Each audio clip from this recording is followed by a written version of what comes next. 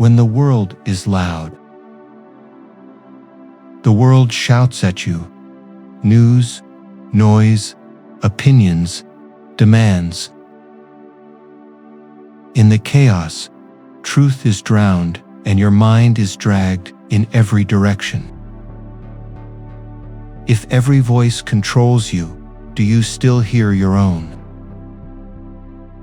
Welcome back to Stoic Wellspring, where ancient wisdom shows us how to find clarity even when the world is chaos. Why clarity in chaos matters.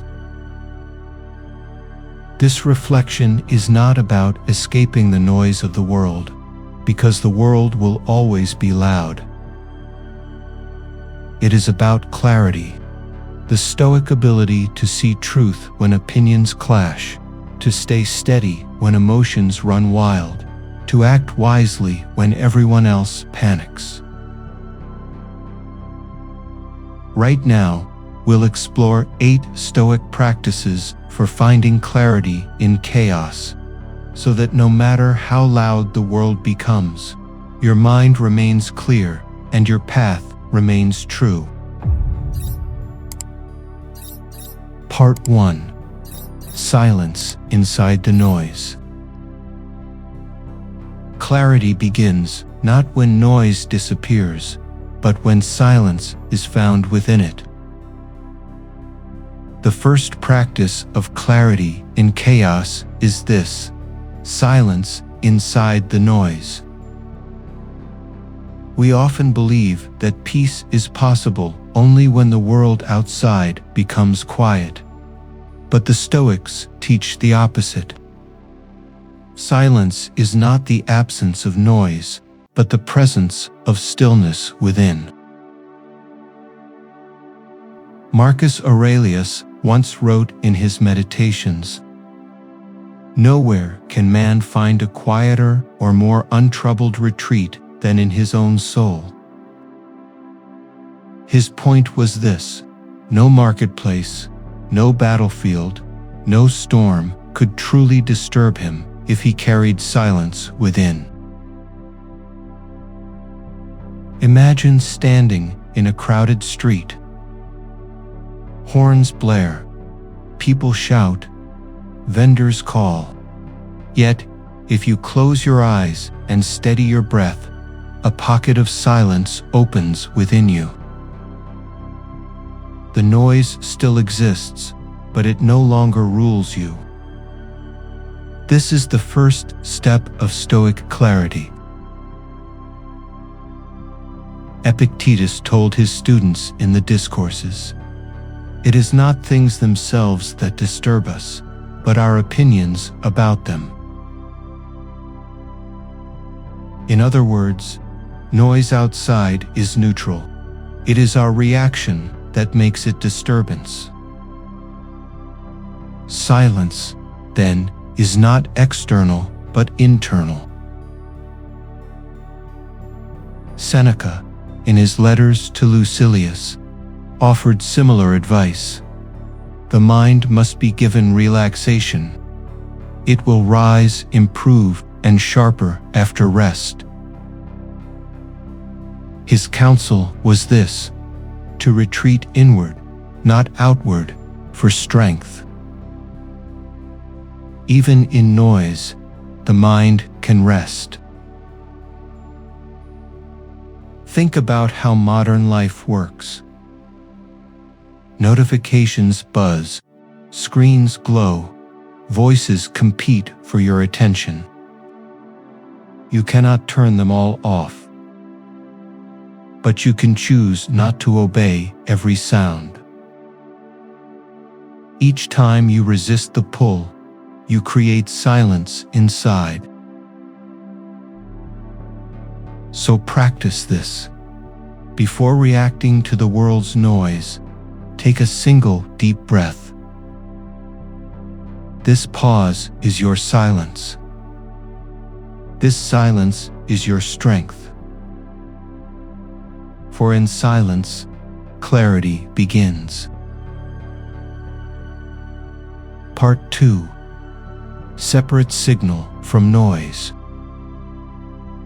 Clarity means discerning what is essential from what is distraction. The second practice of clarity in chaos is this: separate signal from noise. In a storm of voices, not every sound matters. Some are truth, most are distraction. The Stoics trained themselves to see the difference. Marcus Aurelius wrote in his Meditations, "If you are pained by any external thing, it is not the thing itself that disturbs you, but your judgment of it." His wisdom was a filter.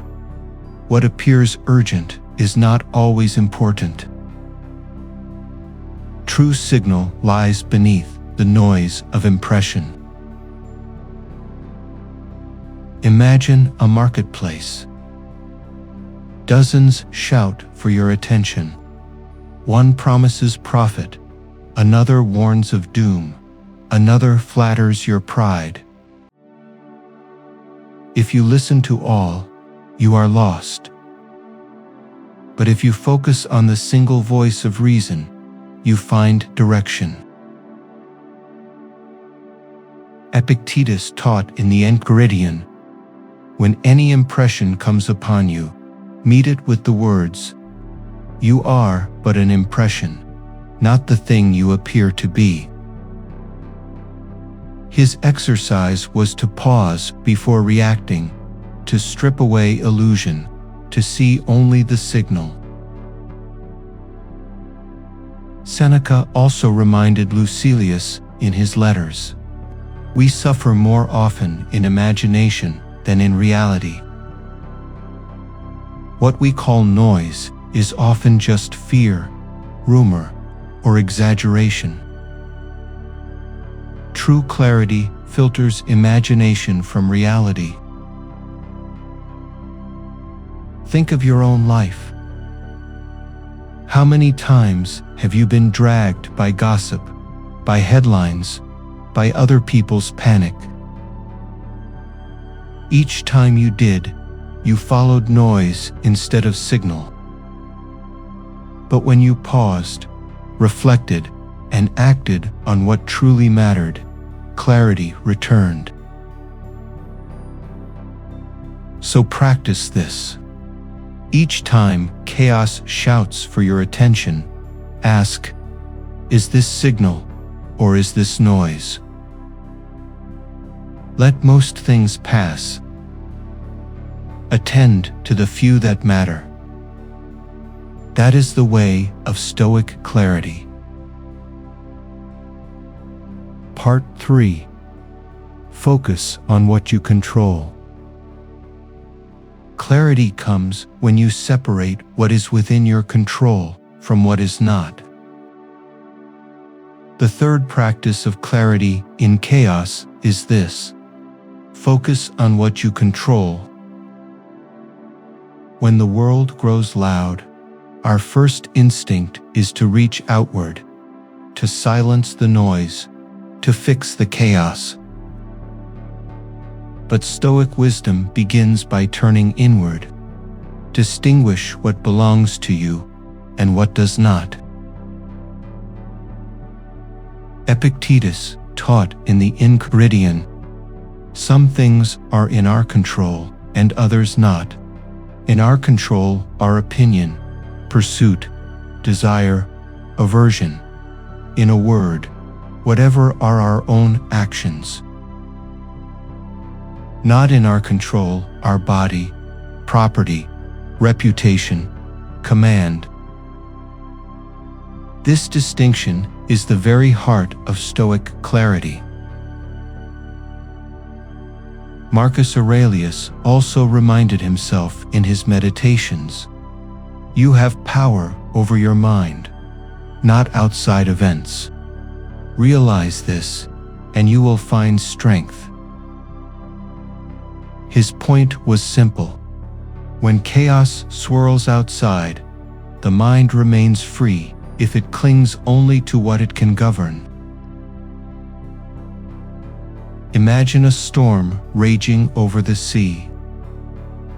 The sailor cannot stop the waves, but he can control the rudder, the sails, his own choices. If he wastes energy cursing the storm, he drowns. If he masters the wheel, he survives. This is the Stoic division of control in action. Seneca once wrote in his letters to Lucilius, "It is not the man who has too little, but the man who craves more that is poor." His wisdom was this: to focus on what is yours is richness. To chase what is not is poverty. Think of your own life. How much stress comes not from what you can act on, but from what you cannot? Headlines, opinions, the behavior of others, these belong to chaos, not to you. The moment you separate them, clarity returns. So practice this. When chaos surrounds you, write 2 columns, within my control and beyond my control. Attend only to the first. Ignore the second. This is not indifference. It is clarity. It is freedom. Part 4. Detach from the crowd's panic. Chaos spreads fastest through the panic of the crowd. The 4th practice of clarity in chaos is this: detach from the crowd's panic. Noise becomes deafening when multiplied by the herd. Fear spreads like wildfire. But the Stoic trains himself to step aside, to see the panic without being consumed by it. Marcus Aurelius once reminded himself in his meditations, "The opinion of 10,000 men is of no value if none of them knows what he is talking about."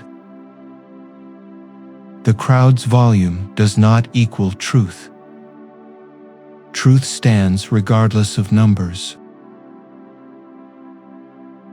Imagine a marketplace where rumors of famine spread. One person panics, then another, then 100. Soon the crowd is running, buying, shouting. Yet the Stoic pauses.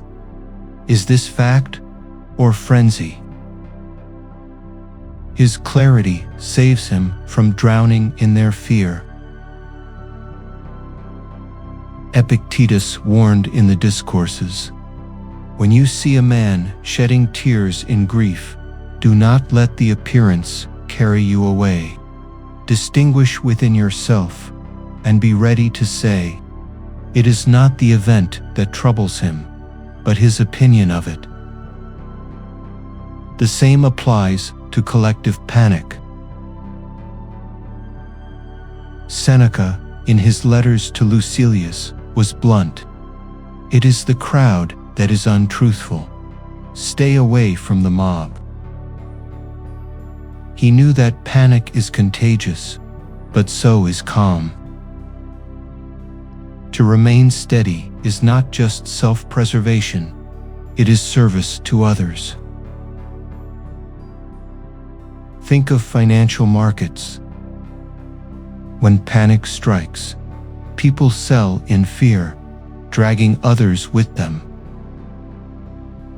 Yet the calm investor, who sees clearly, can act with reason while others act in frenzy.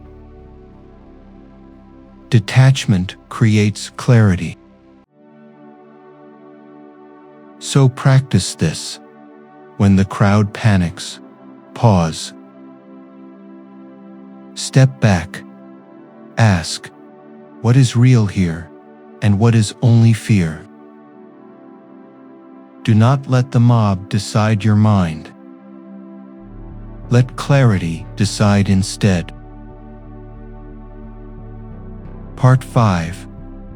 Return to nature's rhythm. Nature offers clarity by reminding us of order beyond chaos. The fifth practice of clarity in chaos is this: return to nature's rhythm. The world of men is loud, unstable, frantic. But above all our noise, nature keeps its steady course. To the Stoics, nature was not just scenery. It was teacher, guide, compass.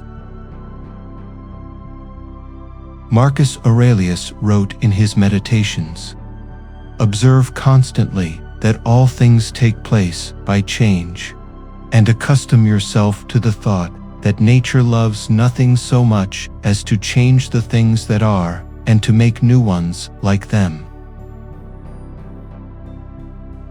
In change, he saw not chaos but order. Imagine a sunrise.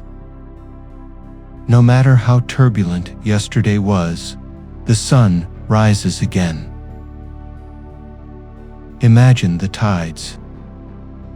No matter how loud the city, the sea keeps its rhythm.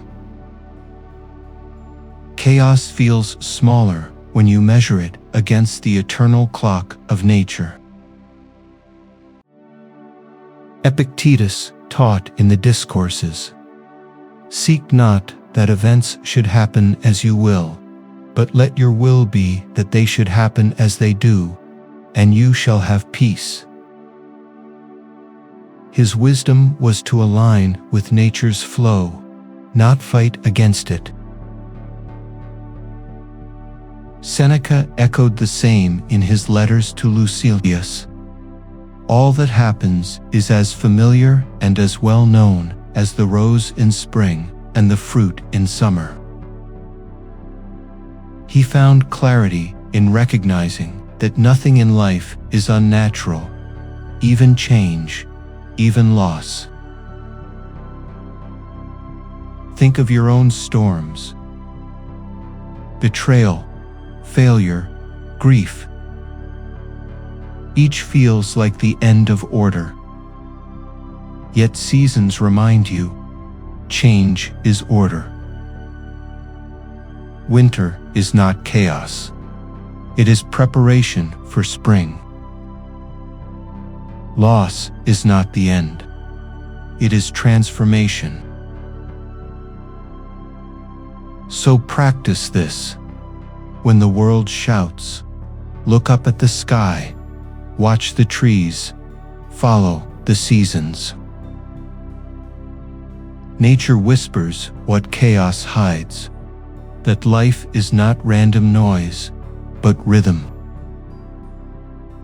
And in that rhythm, you find clarity. Part 6. The sixth practice of clarity in chaos is this: examine your impressions. In times of noise, the mind jumps to conclusions.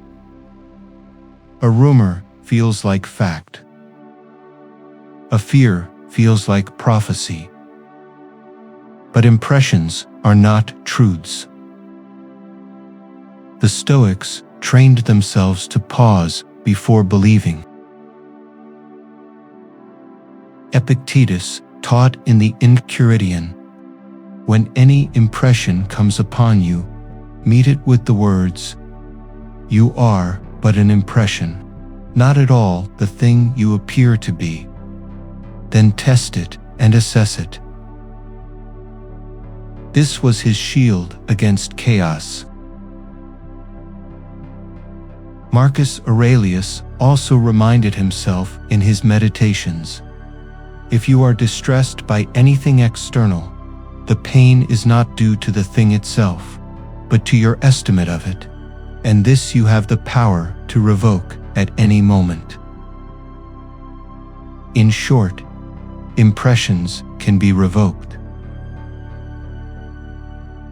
Imagine reading a message late at night. No reply.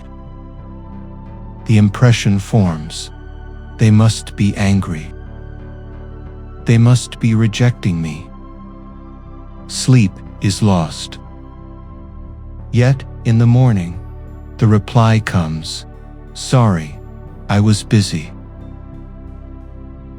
The impression was false, but it ruled you as if it were truth.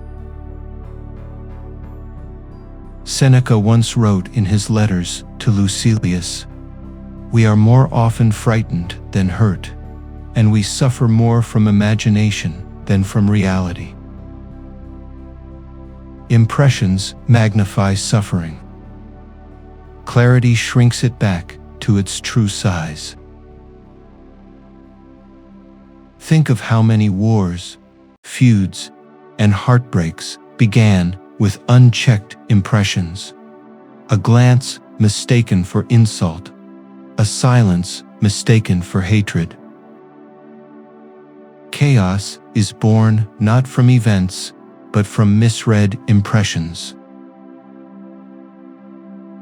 So practice this. When an impression strikes, say, "This is only an impression." Test it. Seek evidence. Wait before reacting. For clarity is not the absence of impressions, but the mastery of them. Part 7. Chaos cannot be avoided, but your perspective decides its meaning. The seventh practice of clarity in chaos is this: choose perspective, not panic. Two people can live the same event. One sees only disaster, the other sees an opportunity. The event is the same. The difference is perspective. Marcus Aurelius wrote in his Meditations, "The universe is change. Our life is what our thoughts make it." His wisdom was simple. The world will shift, but whether that shift destroys you or refines you depends on how you interpret it. Imagine losing a job. One perspective: ruin, humiliation, despair. Another perspective: renewal, freedom, a chance to redirect your life. The facts are identical. The story you tell about them is what changes everything. Epictetus taught in the Discourses, "It's not what happens to you, but how you react to it that matters." For him, perspective was not luxury, but necessity. Without it, chaos commands you. With it, you command yourself. Seneca once wrote in his letters to Lucilius, "A man is as miserable as he thinks he is." Misery is not an event, but a perspective. Change the thought, and the misery dissolves. Think about history. In every crisis, some collapsed in fear while others found greatness. The battlefield, the plague, the exile, these were not only endings. For some, they became beginnings. The difference lay not in fate, but in how they saw fate. So practice this. When chaos arrives, pause and ask, "What story am I telling myself about this?" then choose the story that strengthens you. For clarity is not seeing less chaos, but seeing it differently. Part 8. Clarity does not erase chaos, but frees you from being ruled by it. The final practice of clarity in chaos is this: clarity is freedom. The Stoics never promised a world without noise, crowds, or storms. They promised something greater: the ability to remain free even in the midst of them. Marcus Aurelius once wrote in his Meditations, "If you are troubled by anything external, the pain is not due to the thing itself, but to your estimate of it, and this you have the power to revoke at any moment." Freedom lies in this power, to revoke disturbance at will. Epictetus, though born a slave, told his students in the Discourses, "No man is free who is not master of himself." Chains may bind the body, but not the soul. For him, clarity was the recognition that chaos cannot enslave you unless you let it. Seneca also affirmed in his letters to Lucius, "He is most powerful who has himself in his own power." External events can rage, but the man who governs himself is untouched. This was the Stoic definition of freedom. Imagine walking through a storm. Rain soaks you, wind whips you, thunder roars. Yet within, there is stillness. No one can take this stillness from you. This is the freedom of clarity, the ability to walk unbroken through chaos. Think of your daily life. Notifications, arguments, deadlines, all clamor for your attention. You cannot silence them all, but you can decide which ones rule you. The moment you choose clarity, you reclaim freedom. So practice this.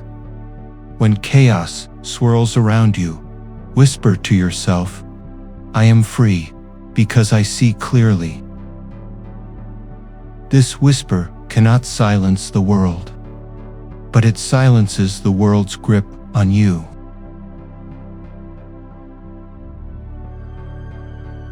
Pause now. Let the noise fade, if only inside your own breath. Ask yourself, which voices truly matter, and which are only echoes? What chaos have I mistaken for truth?